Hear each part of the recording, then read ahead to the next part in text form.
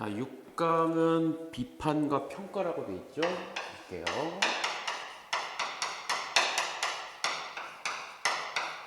기본적으로 비판하고 평가는 우리가 맨 처음에 1강부터는 내용일치, 뭐 추론 쭉 가는데 요것도 마찬가지예요. 비판하고 평가도 이게 근거가 돼야 하겠지. 본문의 근거에서 얘기를 해야 돼요. 그러니까 본문의 근거에서 비판을 해야 되고 본문의 어떤 걸 중심으로 근거해서 평가도 해야 되고.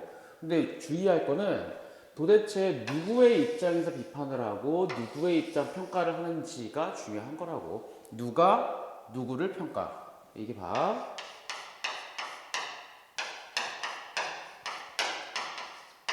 자, 요게 중요한 거야. 이게 헷갈리면 안 돼요. 누가 누구를.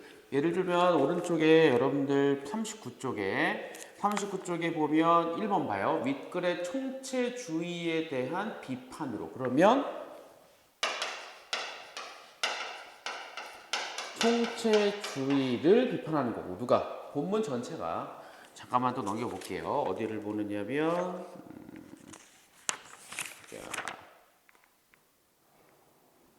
보자. 자, 43쪽의 유제 1을 보면 기억에 대한 푸코의 평가야. 그러면 푸코가 기억을 이렇게 누가 누구를 비판하고 평가하는지를 잘 판단을 해야 이거는 문제를 정확히 풀 수 있습니다. 물론 본문도 잘 읽어야 하겠지만 누가 누구를 비판하고 평가하는지. 그래서 지금 본문에서는 이게 지금 총체주의에 대한 비판이니까 총체주의가 뭔지를 찾아야 되는데 이게 좀 내용이 어렵죠. 논리실증주의자, 폭포 뭐 이런 얘기 나오잖아요. 좀 어렵긴 한데 간단하게 우리 문제를 중심으로 한번 풀어볼게요. 어디를 보느냐면 일단 첫 단락은 간단하게 설명을 해볼게요. 논리실증주의자하고 폭포는 경험과 무관한 지식, 그 다음에 논리학 지식, 그 다음에 경험에 의존하는 과학적 지식, 그러니까 두 개. 다시 수학적 지식 같은 것은 논리학, 경험과 무관, 그렇죠? 얘는 경험과 무관한 것. 그 다음에 과학적 지식, 이거는 경험으로 판단하는 것, 경험에 의존하는 것. 이 둘이죠. 그러니까 실증주의자하고 폭포는 지식을 이렇게 둘로 구분을 하는 거야. 지식을 둘로. 첫 번째 지식, 두 번째 지식. 지식을 둘로 구분을 했다. 가설 얘기 나오고요. 가설은 과학적 지식의 후보이다. 가설로부터 논리적 논리 예측을 관찰 실험 등 경험을 통해 맞는지 틀리는지를 판단한다. 그러니까 과학적 지식은 어떠한 상황이 발생을 하면 가설을 두고 추측이라거나 실험 같은 거를 통해서 이걸 입증을 하는 거죠. 근데 이게 바로 뭐냐? 이게 경험이다. 그래서 과학적 지식은 경험에 의존한다. 그리고 과학에서 중요한 건 바로 가설이다. 가설이 입증되면 여기로 들어가는 거고 입증이 안 되면 나가는 거고. 그래서 거기 뭐라고 나와요? 후보가 되는 것이다 라고 되어 있고요. 하지만 콰인이라는 사람은요, 가설만 가지고 예측을 논리적으로 도출할 수 없다고 보았다. 왜냐? 예측을 가설 가지고 안 되는 게 왜냐하면 우리가 분명 실험을 할 때는요, 가설도 있고요. 또 거기서 쭉 내려가면 두 번째 단락의 네 번째 줄 가설, 그 다음에 기존의 지식, 여러 조건들이 다 반영이 돼서 이게 입증이 되는 거지. 그러니까 만약에 이게 성공을 하면 요건 여기로 들어갈 수 있는데 만약에 이게 실패를 하게 되면 이게 잘못됐는지 이게 잘못됐는지 정확히 뭔지 판단할 수가 없단 말이에요. 그래서 예측이 거짓으로 밝혀지게 되면 정확히 무엇 때문인지 알 수가 없다. 그러니까 이게 가설 때문인지 이게 잘못됐는지 기존 지식이 문제가 되는지 조건이 잘못됐는지 뭐 변인이 잘못됐는지 알 수가 없다. 그래서 콰이는 개별적인 가설뿐 아니라 기존의 지식들과 여러 조건을 모두 포함하는 전체 지식이 경험을 통한 시험되는 총체주의를 제안했다. 그러니까 요거 가지고 시작하는 거예요. 요거 하나만 가지고는 판단할 수 없기 때문에 모든 걸 가지고 봐야 한다. 그게 바로 총체주의 시작이라고 보는 겁니다. 오른쪽에 문제 1번을 봐요. 가설로부터 논리적으로 도출된 예측의 경우가 충돌하더라도 충돌 때문에 가설이 틀렸다고 할 수 없다. 지금 얘기한 것 똑같죠? 그러니까 1번은 맞는 얘기입니다. 그러니까 틀린 얘기야. 총체주의를 비판은 적절한 게 아닌 게 왜냐면 문제 1번은요. 총체주의를 비판을 해야 돼요. 근데 지금 읽은 1번은 총체주의 얘기예요. 그러니까 1번은 비판이 아니라 그냥 총체주의 주장을 한 번 더 쓴 거에 뿐입니다. 그러니까 1번은 아니에요. 그 다음에 쭉 내려갈게요. 쭉 내려가다가 여러분들 어려운 거 넘어갑시다. 이거는 좀 어렵기도 하고 지금 문제 푸는 거 연습하는 거니까 어디를 보냐면 자, 네 번째 단락 여기요. 여기를 볼게요. 화이는 분석 명제와 종합 명제로 지식을 엄격하게 구분하는 대신에 그러니까 아까 요런 게 있고 요런 게 있단 말이에요. 이렇게 논리 실증주의자하고 포퍼는 구분을 했는데 화이는 그렇게 할 수가 없다. 그럼 어떻게 하느냐? 이게 전체 지식이에요. 이게 전체 지식이라고 보면 여기 어딘가에는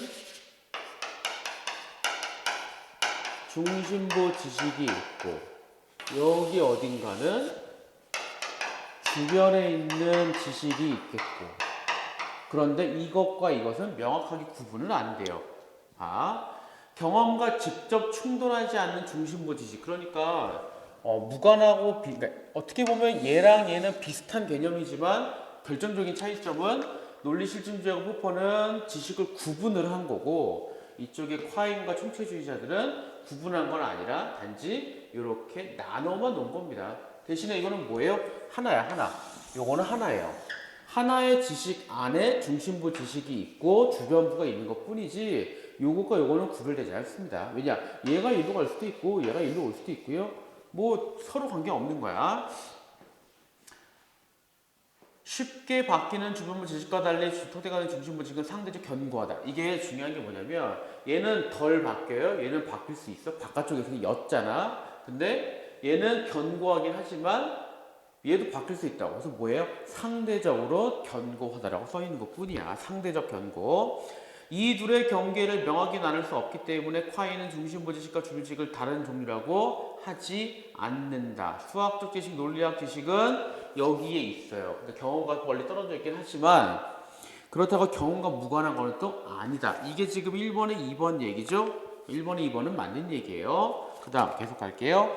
주변부 지식을 수정하면 전체 지식의 변화가 크지 않아. 얘를 수정하면 얘만 바뀌는 거야. 얘를 바꾸면 전체가 바뀔 수는 있죠. 그런 이야기입니다.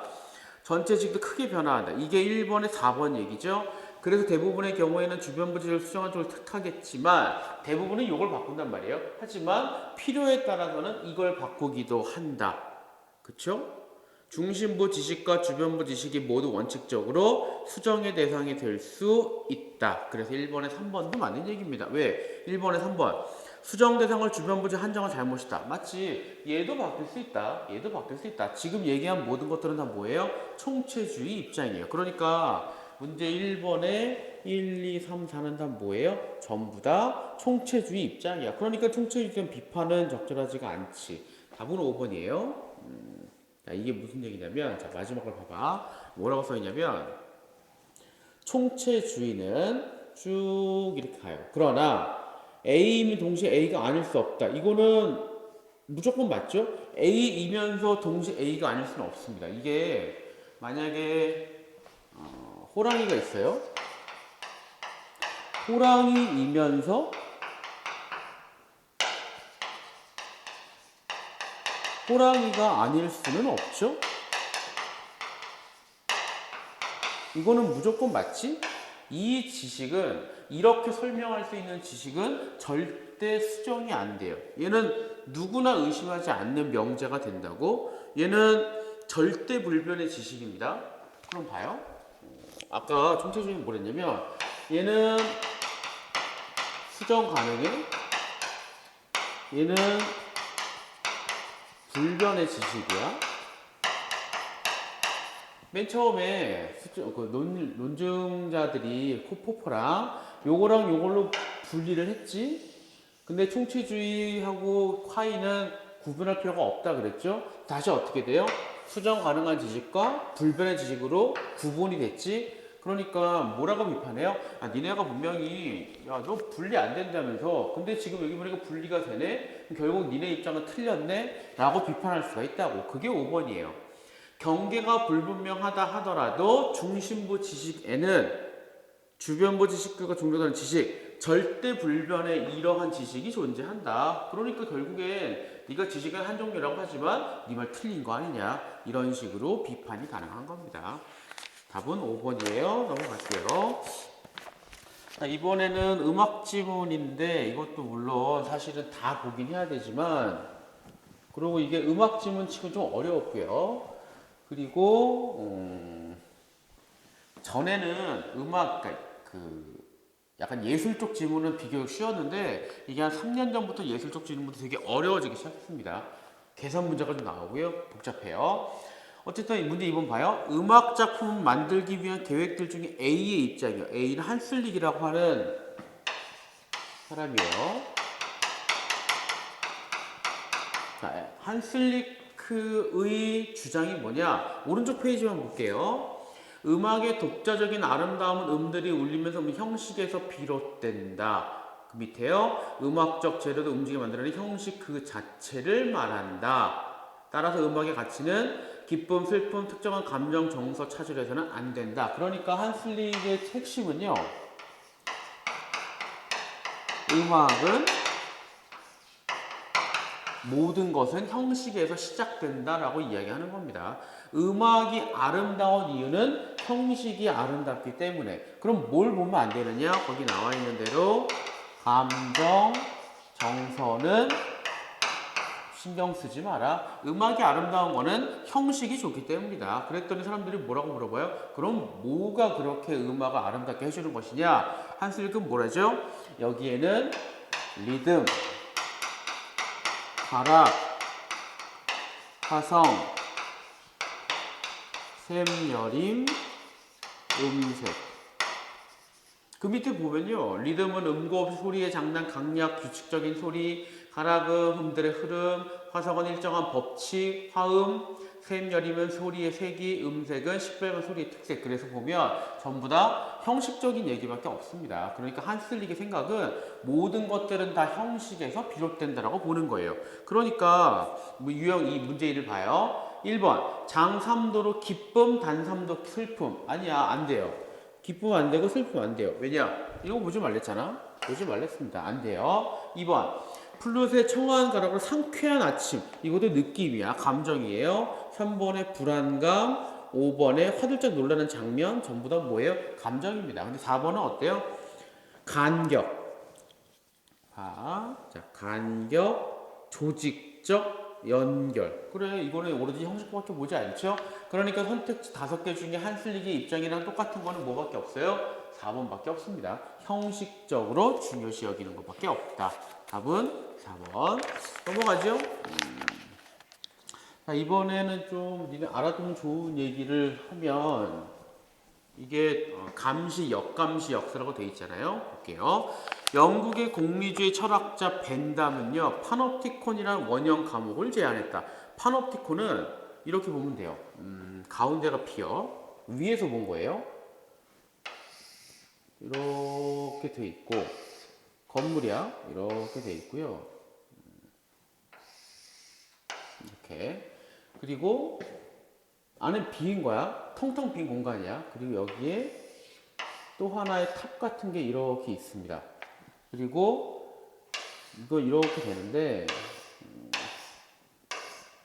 이렇게 여러분들 찾아보면 나올 거예요. 여기에는 죄수가 갇혀 있고 이 탑 같은 거에는 간수가 있어요. 그런데 문제는 뭐냐? 이 간수가 있는 이 공간은 굉장히 어둡습니다. 어두워요. 거의 보이지 않아요. 그냥 죄수는 여기 이렇게 있고 저쪽에도 있고요. 간수는 여기 있는데 죄수는 간수가 안 보인다고. 안 보이면 누군가 나를 보고 있다고 생각은 들지만 나는 확인이 안 돼요. 마치 CCTV로 여러분들을 감시하는 뭐 그렇게 보는 거야. 누군가 나를 보는 것 같지만 나 확실하게 그가 나를 보는 건 몰라요. 하지만 찝찝하겠지. 그런 얘기를 하는 겁니다. 여러분들 요새 우리 그 실시간 원격 수업 하잖아요. 근데 보면은 그게 고스트 아이디라고 있어요. 누군가 여러분들이 언제 들어오고 언제 나가는지를 보기는 봐. 근데 그 사람이 나를 확실히 지켜보고 있는지는 알 수가 없어요. 그 불안한 거야. 그게 파놉티콘의 핵심이에요. 바깥쪽에 동그란 건물에 죄수를 가두는 방이 있고요. 중앙에는 감시 공간이 있다. 중요한 말. 일거수일투족의 간섭이 시시각각 포착될 수 있었던 반면 중앙의 감시 공간 내부는 어둡습니다. 죄수는 간수가 자신을 감시할 사실은커녕 존재 자체도 알 수 없어요. 하지만 내가 안 보인다고 마음대로 할 수가 없죠. 왜냐? 날 보고 있을 수도 있으니까. 그래서 중요한 말 나와요. 이게 중요해. 파놉티콘의 핵심은 여기 스스로를 감시하게 되는 것이다. 스스로입니다. 스스로 검열하게 한다고. 그게 핵심이에요. 파놉티콘. 되게 무서운 개념이지. 근데 이거를 누가 끄집어냈느냐? 벤담의 파놉티콘은 미셸 푸코의 감시와 첩을 소개되었다. 여러분들 이게 책도 보면 좋은데 아직은 어려울 수 있지만 감시와 첩보이라는 책은 굉장히 좋아요. 나중에 한번 읽어보세요. 새로운 근대적 감시의 원리를 체화한 건축물이었고 한 명의 권력자가 다수를 감시하는 규율 사회를 상징하는 것이었다. 그러니까 푸코의 파놉티콘은요, 소수의 권력자가 다수의 뭐 시민이라고 할게요. 감시하는 거라고. 근데 몰라요. 확실히 날 지금도 계속 보고 있는지는 모르지만 보고 있을 가능성이 높아. 모세관 같은 권력이 사회 구석구석에 스며들어 우리를 통제한다. 그쵸? 이게 지금도 그러는데 얘들 더. 그러니까 구석구석에 권력자가 자기의 부하를 심어놓고 나를 감시할 수도 있는 거 아닙니까? 푸코 철학의 정서를 잘 보여주는 더없이 좋은 신뢰였다. 감시는 은밀하고 알 수 없게 이루어진 반면 처벌은 확실하고 효과적 수행되었다. 그러니까 이게 좀 독재 사회라고 보자고. 독재 사회인데 내가 친구랑 밥 먹다가 대통령 욕을 해. 그랬더니 다음날 나를 잡아가요. 확실하게. 그쵸? 나를 보는지 모르지만 누군가 나를 봤지 확실하게 데려가죠. 그럼 주변 사람들은 난 더 이상 얘기하지 말아야지 라고 하겠지. 비대칭적인 건축 구조에 체화되었던 것이다. 중요한 말은 뭐예요? 자, 이게 통제와 뭐 다 이쪽에서 하잖아요. 통제와 권력이 이쪽에 있는데 이게 왜 그러느냐? 핵심은요. 이게 중요한 거야. 비대칭적 시설입니다. 얘는 얘를 볼 수 있지만 얘는 얘를 못 봐요. 그러니까 이쪽이 더 많은 정보를 가지고 있는 것이 중요한 건 비대칭적인 시선입니다. 그래서 지금 읽은 것들이 다 문제 1번에 해당되는데, 자, 1번 봐. 기억에 대한 푸코의 비판적 평가니까요. 사실은 여러분들 문제 1번은요. 여기까지만 읽어서 풀면 좋아요. 자, 1번 봐.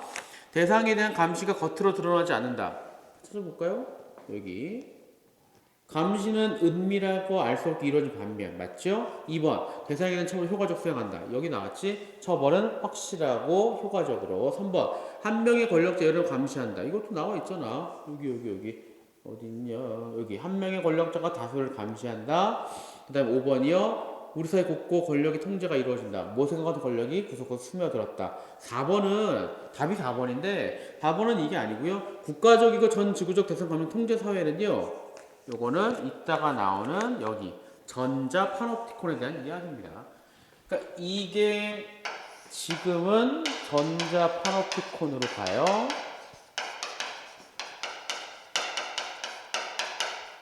그래서 요거는 이때는 어떤 특정한 사회를 이야기하면 요거는 전 지구적인 걸로 더 확대됐다고 볼 수 있는 거라고. 자, 볼게요.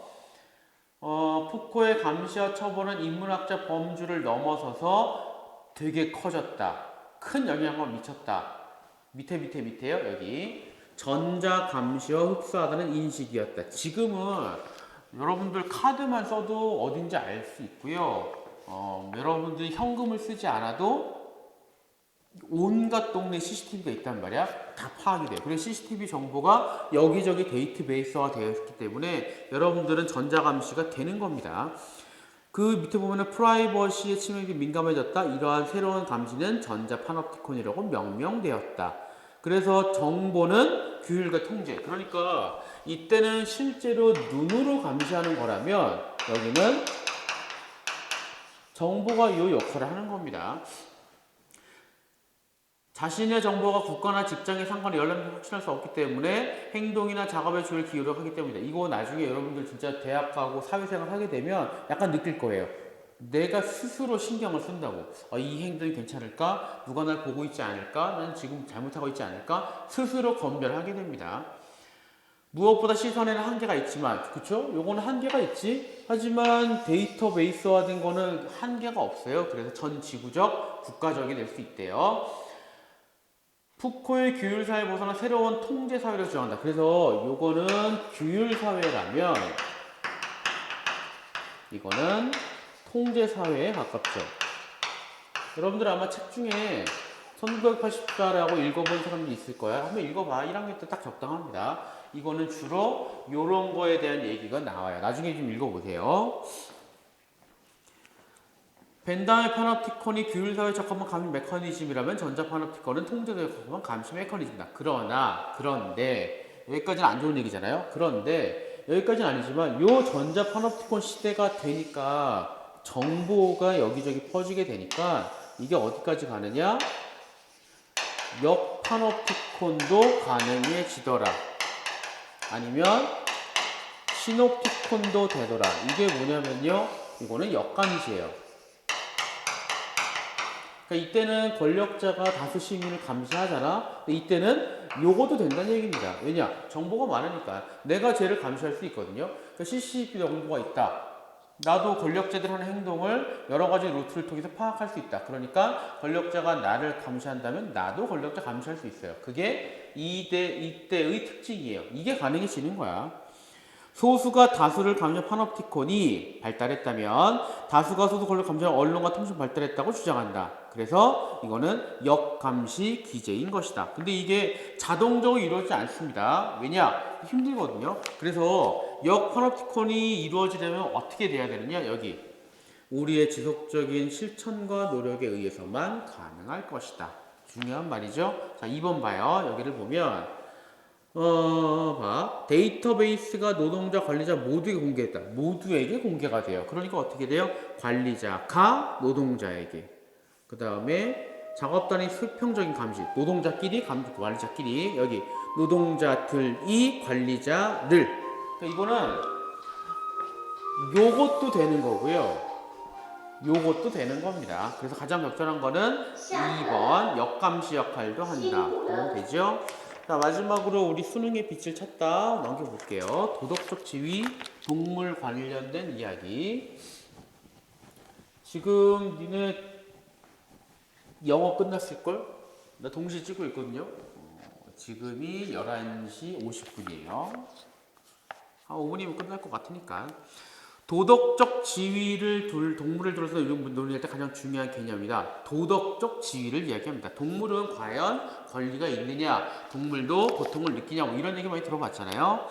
동물에게 도덕적 지위가 있다면 동물에게 행위 관행들은 윤리적 정당할 수 없기 때문이다. 만약에 동물한테 도덕적인 지위가 있으면 우리가 지금 해오던 거를 할 수가 없습니다.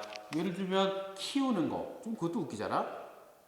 내가 개한테 목줄을 걸고 키운다. 내가 밥을 준다. 이것도 웃기잖아. 뭐 아니면 소를 먹는다. 이것도 웃기잖아요. 말이 안 되는 거야. 관행. 아니 이들도 도덕적인 지위에도 우리가 먹으면 돼? 이런 얘기까지 해당되는 거예요. 어떤 존재가 도덕적 지위를 갖는 것은 존재를 도덕적 의미 있게 고려한다는 뜻이다. 도덕적 지위를 갖게 되면 함부로 대해서는 안 된다. 그러니까 우리가 사람한테 막 할 수 없는 건 그런 도덕적인 지위를 가지고 있기 때문입니다. 그러니까 만약에 우리가 여러 가지 여러분들 범죄 같은 걸 저지르잖아요. 범죄를 저지르는 건 왜 극심하게 안 좋은 것이냐? 그 사람을 도덕적인 존재로 보지 않는 거고 인간 취급하지 않는다는 이야기입니다. 그래서 범죄는 극심하게 안 좋은 거라고 보면 돼요. 기억. 어떤 존재는 존재 자체가 도덕적 지위를 독립적 소유할 수 있고요. 도덕적 지위와는 다른 관계 때문에 지위를 소유할 수도 있다. 우리 편의상 여기 요거는 니은이라고 할게요. 도덕적인 지위를 간접적 소유하는 걸 니은이라고 합시다. 보세요. 기억은 도덕적인 지위를 직접적으로 갖는 것. 니은은 도덕적인 지위를 간접적으로 갖는 것. 그래서 미리 얘기할게요. 이게 밑에 단락에 나오는 동물 해방론. 아니, 권리론부터. 그래. 권리론부터. 그 다음에 동물 해방론. 그리고 이쪽에 해당하는 게 누구 있냐면요. 이쪽에 해당하는 게 일단은 둘로. 하나는 데카르트, 하나는 아퀴나스하고 칸트. 이렇게 구분할 수 있지. 그러니까 기본적으로는 도덕적 지위를 직접적으로 동물이 가진다. 입장은 동물 권리론, 해방론. 아니야. 도덕적인 지위를 간접하는 거는 인간하고의 관계 속에서 도덕적인 지위를 간다고 보는 게 데카르트와 아퀴나스, 칸트. 그러니까 요 입장과 요 입장은 근본적으로 다르고, 그 다음에 데카르트, 아퀴나스, 칸트는 살짝 달라요. 하지만 크게 보면 둘은 똑같다고. 그럼 오른쪽에 문제 2번을 보면요. 1번을 봐요. 1번을. 데카르트의 견해에 대한 비판으로 가장 적절한 건 데카르트는 이쪽이야. 그러니까 이들의 입장에서 얘를 비판을 해야 돼요. 얘가 하는 거는 별로 좋지 않아. 이들의 입장에서 데카르트를 비판을 해야 할 겁니다. 이따가 마저 볼게요. 자, 그러면 데카르트 얘기 먼저 봐. 데카르트는 동물에게 직접적인 도덕적인 지위가 전혀 없다고 주장한 철학자이다. 데카르트는 전혀 없습니다. 전혀 없어요. 근데 굉장히 심한 거야. 아퀴나스하고 칸트는 그래도 있다고 보는 입장인데 여기는 전혀 없대요. 이성 영혼뿐 아니라 생장들은 감각 영혼도 없대. 그러니까 동물은 감각도 없는 거예요. 데카르트 자동인형 움직이는 기기에 불과하다. 그러니까 데카르트 입장에서는 동물은 그냥 장난감? 기계? 그냥 막 죽여도 되는 그런 입장? 데카르트 같은 주장인 동물의 지는 무생물의 지위에 다를 바 없기 도덕의 지위도 소유자의 권리에 통해서 간접적 보호받을 수밖에 없다. 그러니까 이게 장난감이에요. 장난감이니까 내가 가지고 있는 장난감은 내가 내 장난감을 내가 잘 가지고 깨끗하게 닦아줘야겠다. 아니면 망가뜨리지 말아야지. 그 정도 입장에서만 보호받을 수 없는 겁니다. 그러니까 데카르트는 거의 없다고 보는 거야. 그러니까 지위 자체가 없는 거야. 그냥 내 거니까 아까우니까 소중하게 간직하는 것 뿐이지 이게 어떤 존재가 있는 게 아니에요. 아퀴나스는 동물 스스로 지위를 갖지 못한 생각이 비슷하지만 학대하면 안 된다고 보는 겁니다. 그러니까 데카르트는 내 거면 뭐 어때? 내가 마음대로 할 수 있지 뭐 이런 입장이야. 내 마음대로 내 장난감을 마음대로 한다는 입장이고 아퀴나스는 아니야. 학대하는 건 좀 그래. 왜냐? 직접적인 도덕 교환인 유일한 입장이 존재인 인간의 품성에 끼친 영향을 근거로 학대는 안 주장합니다. 무슨 얘기냐면요. 내가 동물을 학대를 하게 되면 나한테 영향을 끼칠 거야. 내가 어쨌든 살아있잖아. 얘를 막 괴롭혀. 막 불 지지고 막 그래. 그럼 내가 안 좋겠지. 그러니까 학대하지 말란 얘기예요. 여기 인간과의 관계 속에서 간접적으로 지위를 갖는 거. 그러니까 학대하면 안 돼. 이런 얘기잖아요. 그 자체로 나쁘기 때문이 아니라 그래 아퀴나스가 동물학대 반대하는 건 어떻게 생명체한테 그래 그게 아니라 그렇게 학대를 하게 되면 내가 안 좋은 사람이 되니까 내가 중심이에요. 그러니까 내가 얘를 막 불을 지지는 거를 나는 좋게 본다. 그럼 또 아퀴나스는 허용할 수도 있잖아. 그러니까 별로 안 좋은 겁니다. 그러니까 이때 당시는 데카르트든 아퀴나스든 동물은 그냥 동물일 뿐이에요. 거의 장난감 수준이야. 네가 나쁜 놈 되니까 괴롭히지 마. 이 정도일 뿐입니다. 잠깐 오른쪽에 문제 1번부터 볼게요.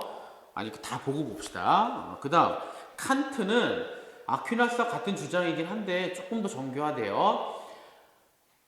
칸트 지난번에 잠깐 얘기했잖아요. 선한 의지에 의해 행위되어야 하고 인간의 도덕성은 서로를 합리적 자율적으로 볼 것을 요구한다. 우리는 그러한 인간을 목적 자체 대여, 수단 대여해서는 안 된다. 인간은 그래요. 동물은 선한 의지에 행동하는 것도 아니죠. 합리적인 것도 아니지. 자율적인 것도 아니지. 그러니까 동물은 인간의 수단에 불과한 겁니다. 그러니까 칸트 입장에서는 막 먹어도 되는 거야. 소든 돼지든 먹어도 되는 걸로 보는 거예요. 왜냐? 동물은 합리적이지도 않고 의지도 없고 자율적이지도 않아. 그런데 왜 학대를 하면 안 되느냐? 동물에게 잔인한 사람은 사람을 대할 때도 가혹하기 때문이다. 그러니까 내가 만약에 개를 괴롭혀. 그럼 나는 사람을 괴롭힐 가능성이 높은 사람이야. 그러니까 하지 말란 얘기예요. 그러니까 동물을 위해서가 아니라 사람을 위한 겁니다. 그러니까 이게 좀 달라. 아퀴나스는 너 그러다가 나쁜 놈 된다. 하지 마. 칸트는 너 그러다가 다른 사람한테도 막 한다. 하지 마. 어쨌든 뭐예요? 학대는 하면 안 돼. 데카르트는 학대에 대한 얘기 자체가 없습니다. 요즘 입장에서 뭐 어떻게 그렇게 할 수 있어요? 옛날에 그랬대요. 자, 그 다음 단락 볼게요. 그러다 보니 동물 권리를 주장하는 이런 동물의 주장하는 이론은 뭐냐? 아니야. 동물은 직접적으로 도덕적인 지위를 가지고 있는 거야. 그러니까 이 셋과 이 둘은 전혀 달라요. 모든 인간이 삶에 대해 동등한 권리를 갖는 이유는 모든 인간의 마음속에는 태어나부터 가진 가치가 있다고. 내재적 가치요. 이거는 뭐래요? 동물도 원래부터 가진 거야. 동물도 본래적으로 가치가 있던 거야. 본래부터 객관적으로 가지고 있는 거야. 그러니까 동물도 권리를 인정을 해야 해. 우리가 따질 게 아니야. 원래부터 동물도 있고 우리도 있는 거야. 그러니까 동물의 권리를 인정을 해 주어야 해. 그래서 이쪽의 핵심은요. 이쪽의 핵심은 본래입니다. 본래야. 본래가 핵심이에요. 피터 싱어의 책에는 동물 해방론은 해방이에요. 풀어줘야 돼요. 뭘로부터? 얘네가 아퀴나스 칸트가 계속 얘기한 게 뭐였죠? 동물 학대였잖아요. 핵심은 학대야. 그러니까 해방론은 이 학대로부터 해방을 해야 돼요. 그럼 왜 해방을 해야 되느냐? 이쪽 갈게요. 해방론의 핵심은 동물도 고통받기 때문에. 동물도 고통을 받아. 인간도 고통을 받아. 그럼 어떻게 해야 돼요? 평등해야지. 그러니까 동물을 차별하지 말아야 한다. 뭐 우리 인종차별 얘기하잖아요. 근데 여기서 얘기하는 거는 인간과 동물 종차별을 금지해야 한다. 동물도 해방을 시켜야 한다. 그 얘기예요. 마지막 단락 봐. 평등의 원리에 따르면 도덕적 고려할 만한 성질이 아무런 차이가 없다면 똑같이 대우해야 한다. 선생님, 그럼 동물 중에 혹시 고통을 받지 않을 그것도 있나요? 뭐 아메바 같은 건 그럴 수도 있죠. 아무리 봐도 그거는 고통을 느낄 만한 신경 조직이 없잖아. 그러니까 아메바는 괜찮겠네요. 아메바는 고통을 느낄 만한 존재가 없으니까 우리는 아메바는 뭐 무시해도 돼. 이렇게 나올 수도 있습니다. 하지만 아메바가 아니라 뭐 뱀, 지렁이, 새, 개, 돼지, 말 이런 것들 다 고통을 느끼는 만한 인자가 있잖아요. 그러니까 이게 차별하면 안 된다라고 보는 거예요. 인간과 동물이 모두 고통을 느낀다는 걸 고려하게 되면 무슨 종에 속하느냐, 인간이냐, 개냐, 돼지냐 이런 거는 따질 필요가 없다. 종차별주의는 용납되지 않는다. 자, 1번 볼게요. 아까 했는데 동물의 자유의지와 인간의 자유의지에는 질적 차이가 있지 않은가? 일단 데카르트는 동물의 의지 자체가 없어요. 그러니까는 데카르트한테 이런 얘기를 해봤자 소용이 없습니다. 그쵸? 2번 기계와 같은 동물이 인간에게 더 빠르고 정확한 판단 행동. 아니 기계와 같은 동물은 판단이 안 된다니까. 데카르트가 볼 때는 동물은 판단 자체가 안 돼요. 그러니까 이렇게 비판을 하면 데카르트는 네 말은 아예 틀려. 난 신경도 안 쓸 거야 라고 할 거예요. 3번 주인 없는 동물을 제위상한 발로 차는 것도 문제가 되지 않는 것인가? 이게 답인데 왜냐 보세요. 여기 데카르트 입장에 중요한 거 소유자의 권리를 통해 보호받을 수밖에 없다. 그러니까 여기는 소유자가 보호해주는 거예요. 그럼 만약에 소유자가 없는 동물들, 야생에 있는 동물들, 그럼 그런 것들을 찾는 거는 관계 없습니까? 라고 내가 데카르트한테 콕 집어 얘기할 수 있죠. 그래서 3번이에요. 4번은 아예 지위 자체가 없는 거니까 관계 없고요. 5번은 볼 필요가 없어요. 자, 문제 2번. 기억의 관점. 기억은 이쪽 다예요. 기억은 이쪽 다인데 1번. 말 못하는 동물에 대한 자비로운 감정은 인간에 대한 자비로운 감정을 개발한다. 동물을 잘해주면 사람한테 잘해주겠지. 동물한테 막 하면 사람한테 막 하겠지. 이쪽이죠. 그래서 1번은 틀립니다. 1번은요. 요쪽 얘기예요. 자, 2번. 사람이든 동물이든 지금 관계 발견 둘 다 고통스러울 것이다. 둘 다 고통스러울 것이다. 2번. 본래적 가치를 갖는 3번이지. 그 다음에요. 자신의 욕구를 달성해 행동을 시작할 능력이 있다. 주체다. 4번 여기고요. 5번 평등의 원리 적용해야 한다. 5번. 그래서 문제 2번의 답은 1번입니다. 동물 해방론의 입장에서 칸트의 준 비판이다. 얘가 얘를 비판을 해야 돼요. 그러면 지금 우리 책에 있는 동물 해방론 얘기는 거의 요거밖에 없었다고. 고통 얘기랑 평등 얘기. 그러니까 해방론 입장에서 칸트를 비판하려면 요거를 가지고 칸트를 비판을 해야 돼요. 볼게요. 동물이 선한 의지에 의해 행동하는 것이 아니라는 견해는, 그쵸, 이거는 칸트 얘기는 맞는데 평등의 원리 어긋난다. 이거는 좀 어려울 수 있는데 봐. 요거랑 요거는 본문엔 다 있었다고. 하지만 본문에 있었지만 둘의 연결고리는 찾을 수가 없어요. 그러니까 여러분들이 이걸 제일 어려워할 텐데 본문에는 두 얘기가 다 있지만 이 둘의 연결고리는 없습니다. 근데 본문에 있으니까 대충 맞다고 치겠는데 이 둘은 확인이 안 돼요. 안 돼요. 인간만이, 자, 요거는 봐요. 동물은 그렇지 않다는 주장은 종차별주의에 해당한다. 요거 고통, 요거는 고통이잖아, 고통? 근데 이게 왜 안 되느냐? 지금 종차별주의 맞지만 해방론이 얘기하는 고통이에요. 그러니까 이게 자율적이다 아니다는 우리는 몰라요. 물론 실제로 그럴 수 있지만 지금 본문에 있는 해방론의 얘기는 고통만 가지고 따지는 거야. 그러니까 자율적인 존재 동물은 그렇지 않다는 주장은 본문에 없는 얘기예요. 해방론, 본문에 있는 해방론 얘기가 아니야. 그래서 안 돼요. 동물에게 잔인한 사람은, 이거는 해방론이랑 관계가 없고요. 4번 맞죠?